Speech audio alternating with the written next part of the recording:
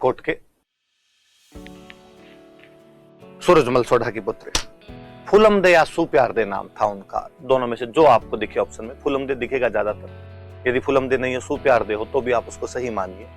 उनके साथ बाबूजी की शादी तय हुई। बारात रवाना होने को आई। बाबूजी बेहद सुंदर थे, ऊपर से राजकुमार थे, राजा के भतीजे थे, बहुत सुंदर बने बाबूजी। अच्छी शेरवानी पहनी बाबूजी ने, अच्छा साफा बांधा होगा, तुर्रे, कलंगी, सरपेच, एंटीने जितने लगाने थे वो सब लगाए। एंटीना लगता है साफे के बीच में एक, वो सब लगाए।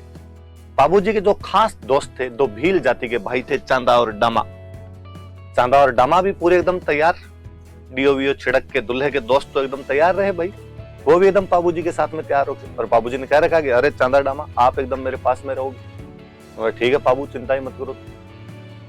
पर उन्होंने बाबूजी को कहा कि बाबूजी यारो बाकी तो थू थू नजर नहीं लग जाए, आज अमरकोट में आपको देखने के लिए छज्जे टूट जाएंगे।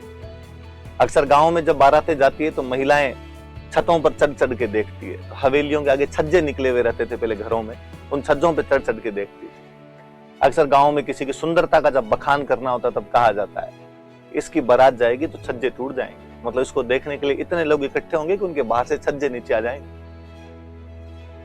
तो बाबूजी यारो आज आप तो इतने हैंडसम लग रहे हो, पर बाबूजी एक कमी है अपने पास अच्छी घोड़ी नहीं है। और बिना अच्छी घोड़ी के बींद किस बात का अच्छा लगे? दूल्हा तो तभी ओपे जब घोड़ी बहुत अच्छी हो। बाबूजी ने कहा यार अब घोड़ी तो जो है वही लेनी पड़ेगी, और तो अपने क्या कर सकते हैं। इनके गांव कोलूमंड में एक चारण जाति की महिला रहा करते थे, देवल। देवल नामक एक चारण जाति की महिला थी।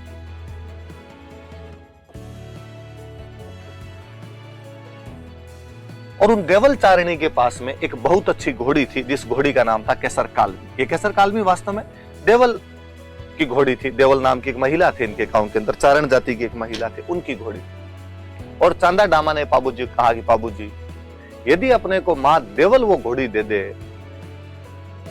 तो उससे अच्छा तो कुछ ही नहीं हो अपने पास। बात करो जाके। देवल के पास गए और देवल को जाकर कहा कि देवल भाई बाबूजी की बारात जा रही है, बाबूजी के पास अच्छी घोड़ी नहीं है, केसर कालमी जैसी घोड़ी आसपास के क्षेत्र में नहीं है। यदि आप केसर कालमी दे देंगे तो बाबूजी उस घोड़ी पर बैठकर जाएंगे, कितने सुंदर लगेंगे, कितने अच्छे लगेंगे। आप अपनी केसर कालमी दे दीजिए। उनके पास बहुत सारी गायें थी। देवल अपने पास बहुत सारी गायें रखा करते थे। जब ग्वाला उनकी गायों को चराने के लिए जाया करता था तब घोड़ी पर बैठकर जाता। और देवल ने कहा कि राजकुमार की शादी में मैं किसी चीज के लिए मना तो क्यों ही करूं, पर मेरा जो ग्वाला है वो घोड़ी लेकर जाता है गायों को चराने के लिए। उन दिनों गायों की लूटपाट बहुत हुआ करती थी, और कल को खुदा ना खास्ता गायों की लूटपाट हो तो मेरा ग्वाला फटाफट भाग के तो आए, आके कहे तो सही कि गायों की चोरी हो गई, पीछे से गांव वाले हथियार लेके तो जाए, गायों को बचा कर तो लाए। और यदि आप घोड़ी ले गए, कल को गायों की लूटपाट हो गई तो मैं गायों को कैसे बचाऊं?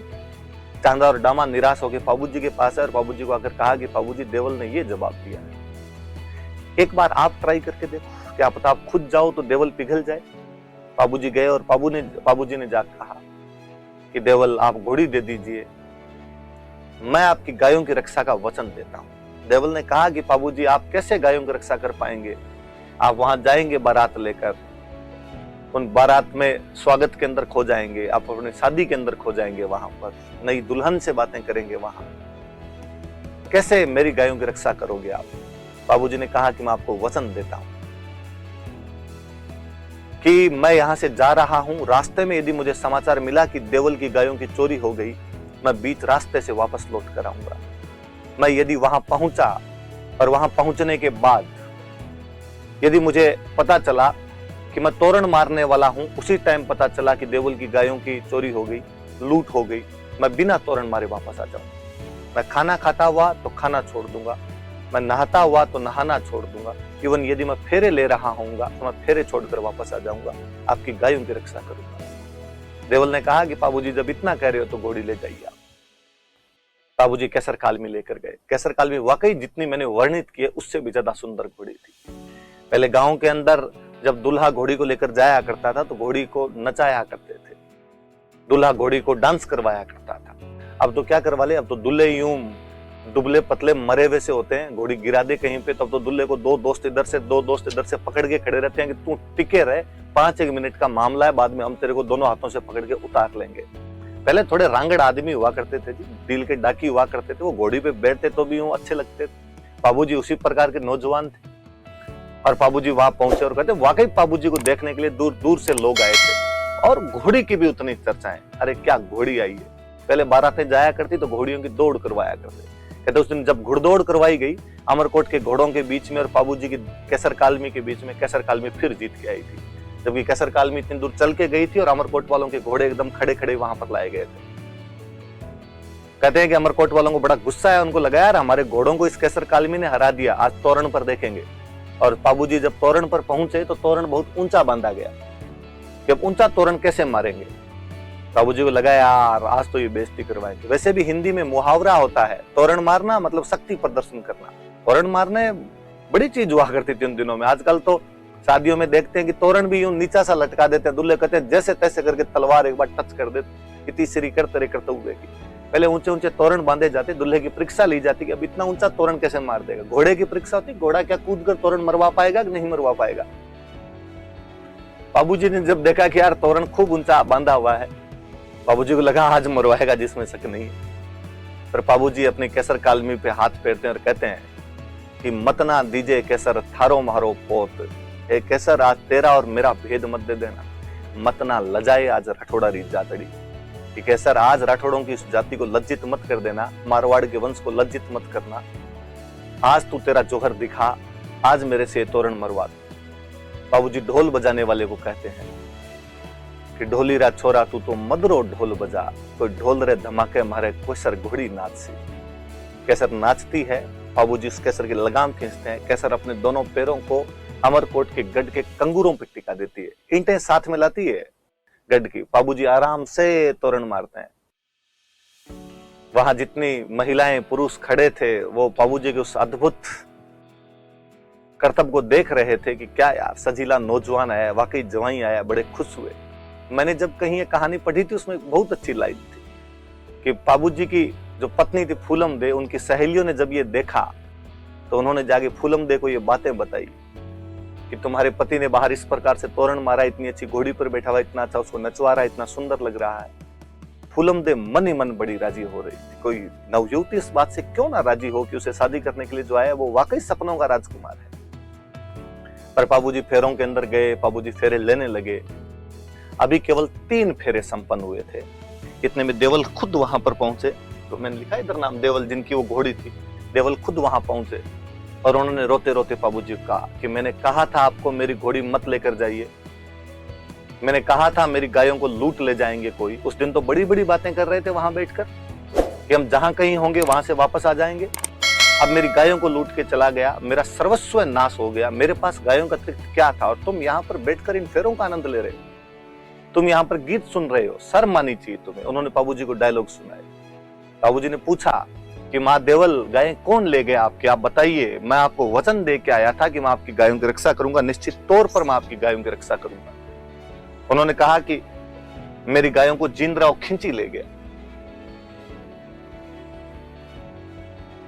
जींदराव खिंची जायल के राजा थे। नागौर में जो जायल पड़ता है यहां के राजा हुआ करते थे जींदराव खिंची।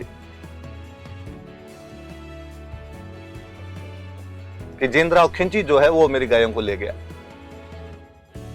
वैसे जींदराव खिंची बाबूजी के रियल बहनों ही लगते थे। बाबूजी की जो बहन है उनकी शादी जींदराव खिंची के साथ में की हुई थी। पर जींदराव खिंची की और बाबूजी के परिवार की उस शादी के बाद से बंदी बंद हो गई थी।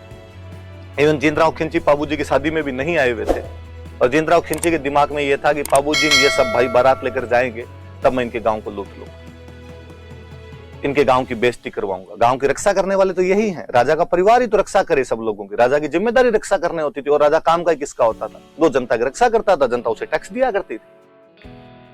और जींदराव खिंची ने कहा मैं लूट लूंगा, फिर गांव वाले इनके गले पड़ेंगे।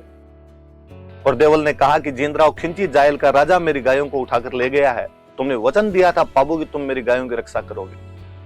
बाबू 3 फेरे लेते हैं केवल।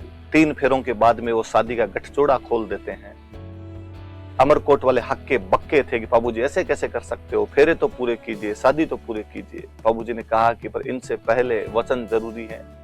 रघुकुल रीत सदा चली आई, प्राण जाई पर वचन ना जाई। मैं बहुत पहले जब रवाना हुआ था तब देवल को ये वचन देकर आया था कि मैं तुम्हारी गायों की रक्षा करूंगा। वो गायों की रक्षा की जानी ज्यादा जरूरी है, वरना कभी लोग कभी किसी के वचनों पर विश्वास नहीं कर पाएंगे। बाबूजी वहां से लौटते हैं, पीछा करते हैं जींदराव खिलजी का। जोधपुर में एक और गांव पड़ता है देचू। उस देचू गांव के अंदर युद्ध करते हैं। बाबूजी गायें बचा लेते हैं वहां पर, अन्य व्यक्तियों के साथ गायें वापस पहुंच जाते हैं। उस युद्ध में बाबूजी लड़ते हुए वीर गति को प्राप्त होते हैं।